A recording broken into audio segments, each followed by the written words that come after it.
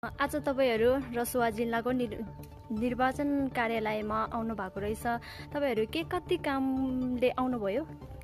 विशेष त आज हामी निर्वाचन कार्यालय धुन्चेमा आउनुको विशेष कारण भनेको चाहिँ ज्ञापन पत्र बुझाउने कार्यक्रम थियो हाम्रो। र त्यो ज्ञापन पत्र चाहिँ विशेष के कारण थियो भन्दाखेरि अहिले देशमा चाहिँ मंगोल नेशनल अर्गनाइजेसनलाई चाहिँ गाह्रो बनाउने, अप्ठ्यारो बनाउने परिस्थितिहरू चाहिँ विभिन्न तह र तबकाहरूबाट चाहिँ त्यस्ता दबावहरू र त्यस्ता भ्रमहरू अथवा चाहिँ एक किसिमको षड्यन्त्रहरू चाहिँ बुन्ने कामहरू भइराखेको छ।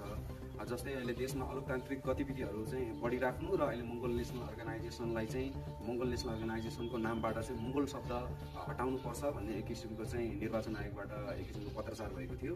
र त्यही पत्रचारको चाहिँ जवाफ दिनको लागि अथवा चाहिँ हामीले चाहिँ जवाफ दिनको लागि आज निर्वाचन आयोगमा आएका हौँ।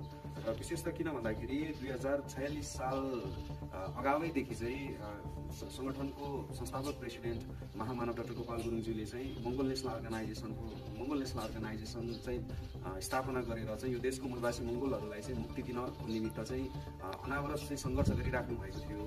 र जब देशमा 2046 सालमा बहुदल आइसकेपछि चाहिँ च्याउसरी उम्रिएका राजनीतिक दलहरूलाई चाहिँ दर्ता दिने काम भए तापनि मंगोल नेशनल अर्गनाइजेसनलाई भने चाहिँ साम्प्रदायिक भयो भनेर चाहिँ निर्वाचन आयोगले 18 वर्षसम्म चाहिँ दर्ता दिएन। र तर पनि फाउन्डर प्रेसिडेन्ट युगपुर समर डाक्टर गोपाल गुरुङज्यूले चाहिँ निरन्तर आफ्नो सङ्घर्ष गरेर चाहिँ विभिन्न तहको चाहिँ न्यायालयहरूमा चाहिँ गएर चाहिँ उहाँले मुद्दाहरू चाहिँ लडेर चाहिँ 2064 सालमा जब देशमा चाहिँ लोकतन्त्र घोषणा भइसकेपछि चाहिँ मंगोल नेशनल अर्गनाइजेसनलाई दर्ता दिने काम भयो 18 वर्षपछि। र अहिले ठिक 18 वर्षपछि चाहिँ देशमा चाहिँ अहिले लोकतन्त्र चाहिँ अहिले सुदृढीकरण हुने मार्गमा छ, बलियो हुने मार्गमा हुँदाखेरि चाहिँ मंगोल नेशनल अर्गनाइजेसन चाहिँ स्थापना कालदेखि नै लोकतन्त्रको पक्षमा, धर्मनिरपेक्षताको पक्षमा र प्रान्तीयताको पक्षमा रहेको कारणले र यो देशमा चाहिँ अहिले बहुसङ्ख्यक जनताहरूले, देशवासीहरूले चाहिँ मंगोल नेशनल अर्गनाइजेसनलाई चाहिँ एउटा वैकल्पिक शक्तिको रूपमा हेरिराख्दाखेरि चाहिँ अहिले विभिन्न तह र तबकाहरूबाट चाहिँ एमएनओलाई चाहिँ रोक्नको निमित्त षड्यन्त्रहरूको तानाबाना बुनिरहेका हामीले त्यो देखिरहेका छौँ।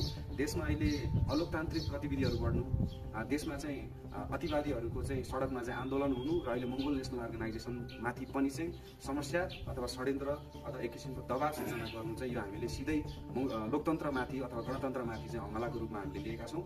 र अर्को कुरा, मुख्य कुरा के हो भन्दाखेरि मंगोल नेशनल अर्गनाइजेसनको प्राण भनेको चाहिँ मंगोल शब्दमा अडिएको छ।